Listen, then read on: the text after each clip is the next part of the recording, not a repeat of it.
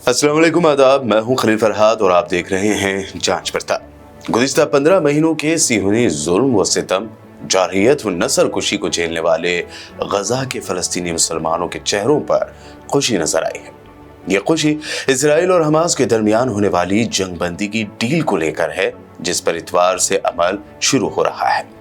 आज इसी पर बात करेंगे कि ये डील कैसे हुई, इस डील की खास बातें क्या हैं और हमास और इसराइल इस डील के तहत क्या करने वाले हैं। साथ ही जानेंगे इस डील को लेकर खतरात, अंदेशे और खदशात।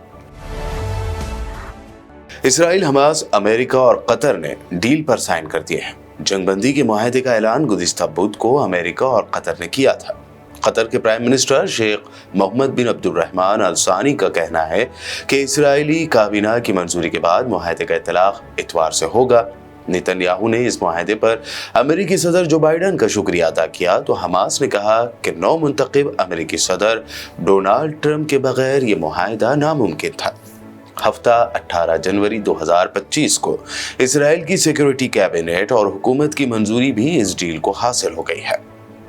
कतर के प्राइम मिनिस्टर ने जंगबंदी का ऐलान करते हुए कहा था कि हम मजलूम फलस्तीनी भाइयों को भूले नहीं हैं, हम उनके साथ खड़े हैं। साथ ही उन्होंने उम्मीद जाहिर की कि ये डील जंग का इख्तिताम साबित होगी।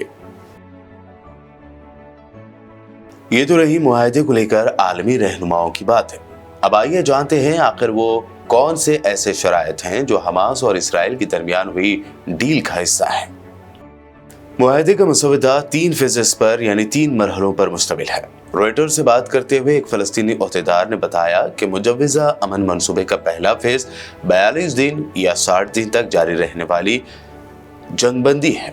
हमास मुआहदे के पहले मरहले में 33 यानी 33 होस्टेजेस को रिहा कर देगी।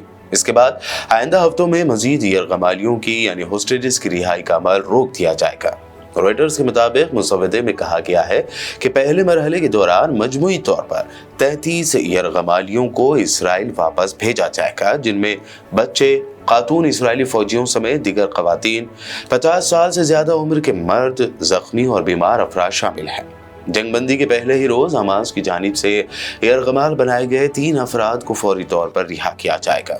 इसराइल का मानना है कि इन यरगमालियों में से ज्यादातर जिंदा हैं, लेकिन हमास की जानिब से उनके बारे में कोई बाज़ाब्ता तस्दीक नहीं की गई है।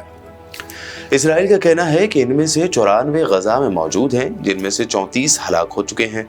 4 इसराइली कैदी ऐसी भी हैं जिन्हें जंग से पहले अगवा किया गया था, जिनमें से 2 हलाक हो चुके हैं। इसके जवाब में इसराइल नॉर्थ गजा में बेघर होने वाले रिहायशियों को इलाके के साउथ से वापस आने की इजाजत देगा, बशर्त ये कि हथियारों की जांच की जाए। पैदल सफर करने वाले अफराद को साहिली रोड के जरिए गजा में अपने घरों तक जाना होगा। जो लोग गाड़ियों के जरिए सफर करेंगे उन्हें सलाहुद्दीन रोड के जरिए सेंट्रल गजा में दाखिले की इजाजत होगी। जंगबंदी के आगाज के चंद रोज बाद इसराइली फौजी मरहलावार सेंट्रल गजा में नेट्जारेम कॉरिडोर से निकलना शुरू कर देंगे। हालांकि इसराइल मिस्र के साथ गजा की साउथ सरहद के साथ फिलाडेल्फिया कॉरिडोर में कुछ फौजी रखेगा। मिस्र और गजा के दरमियान रफा क्रॉसिंग को आहिस्ता आहिस्ता बीमार और जख्मी अफराद के इलाज के लिए इलाका छोड़ने के लिए खोल दिया जाएगा और मजीद इंसानी इमदाद की इजाजत दी जाएगी। ये तो रहे सीज फायर डील के फेज 1 की तफसीलात। बात करेंगे फेज 2 की। जंगबंदी के दूसरे फेज में जिंदा मर्द फौजियों और शहरियों को इसराइल के हवाले किया जाएगा, जबकि मारे जाने वाले यरगमालियों की लाशें भी इसराइल के हवाले की जाएंगी। इसराइल ने शर्त रखी है कि हमास के जिन जंगजुओं ने 7 अक्टूबर 2023 को इसराइल पर हमला किया था, यानी तूफान अल अक्सा ऑपरेशन के दौरान जो हमला किया गया था और कुछ गिरफ्तारियां हुई थी, तो उन्हें रिहा नहीं किया जाएगा। इसराइल ने कहा है कि वो तमाम होस्टेजेस की रिहाई के बाद ही अपने फौजियों को मुकम्मल तौर पर वापस बुला लेगा। इसके बाद ये मुबैना तौर पर गजा के मशरिकी और शुमाली अतराफ में 800 मीटर चौड़े बफर जोन बरकरार रखेगा, जो इसराइल की सरहद से जुड़ी हैं, और गजा पर सिक्योरिटी कंट्रोल बरकरार रखेगा। इसराइल और हमास के दरमियान होने वाली डील के तीसरे फेज के ताल्लुक से अभी तक कोई तफसीलात सामने नहीं आई है। तवक्को की जा रही है कि जंगबंदी के मुआहदे का तीसरा फेज गजा की तामीर नौ से मुताल्लिक है। जंग के दौरान गजा का बड़ा हिस्सा मलबे का ढेर बन चुका है। तामीर नौ के काम में कई साल भी लग सकते हैं। वहीं एक रिपोर्ट के मुताबिक इसराइल और हमास के दरमियान जंग बंदी के दूसरे और तीसरे मरहले पर कोई डील नहीं हुई है। उनके बारे में मज़ाकरात जंग बंदी के फेज 1 के बाद शुरू होंगे। हमास और इसराइल के दरमियान होने वाली इस डील को लेकर कुछ सवालात भी हैं। सबसे ज्यादा अहम सवाल यह है कि गजा का कंट्रोल किसके हाथ में होगा।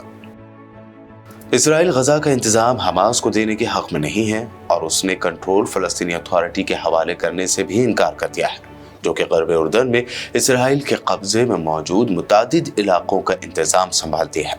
इसराइल मौजूदा तनाज़े के इख्तिताम के बाद भी गजा की सिक्योरिटी कंट्रोल अपने हाथ में चाहता है। ताहम इसराइल अमेरिका और यूएई के साथ मिलकर गजा में एक अबूरी इंतजामिया तश्कील देने के मंसूबे पर काम कर रहा है, जो फलस्तीनी अथॉरिटी में इस्लाहात होने तक गजा का इंतजाम चलाएगी। दूसरी जानिब हमास भी शायद इस परेशानी का शिकार है कि कहीं जंगबंदी का पहला फेज मुकम्मल होने के बाद इसराइल किसी मुस्तकिल मुआहदे से इनकार ही ना कर दे।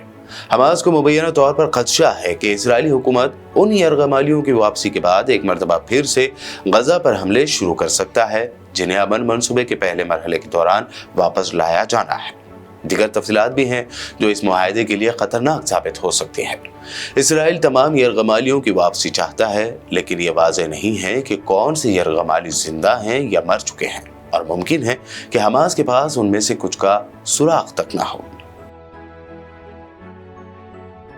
एपिसोड के आखिर में चंद बातें यही है कि गजा जंग के बाद कई चेहरे खुलकर सामने आ गए। कई चेहरों पर जमी मक्कारी, बुज़दिली और मुनाफिकत की धूल भी हट गए। अब लोग ये सवाल कर रहे हैं कि इस जंग के बाद क्या होगा। कई आलमी रहनुमाओं और तंजीमों की जानिब से मुख्तलिफ तजावीज़ दी गई, लेकिन ये सच्चाई है कि मसला फ़लस्तीन का पायदार हल एक आज़ाद फ़लस्तीनी रियासत का क़याम है। इसके लिए इसराइल को सबसे पहले उन फ़लस्तीनी इलाकों से अपना कब्जा खत्म करना होगा जिसे उसने ज़बरदस्ती हथिया लिया है। वहीं इसराइल को एक खुद मुख्तार अरब रियासत के क़याम के लिए भी मुत्तफ़िक़ होना पड़ेगा। आपकी क्या राय है, हमें कमेंट करके ज़रूर बताइए। मिलते हैं अगले प्रोग्राम में, तब तक के लिए देखते रहिए BPM चैनल।